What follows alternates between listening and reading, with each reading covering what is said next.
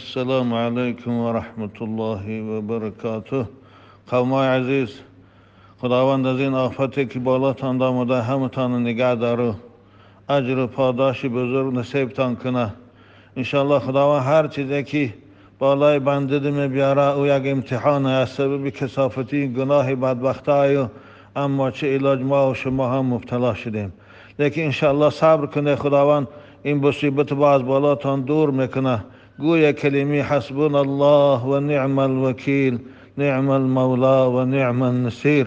خداوند به حق اسماء حسنات که تو خود خلاص کننده بنده هات هستی، قومای ما را و مردم مسلمان آنجا را از این سیلاب نگه دار، خانه هاشان با تینش کن، به خانه هاشان سلامت بازگردن.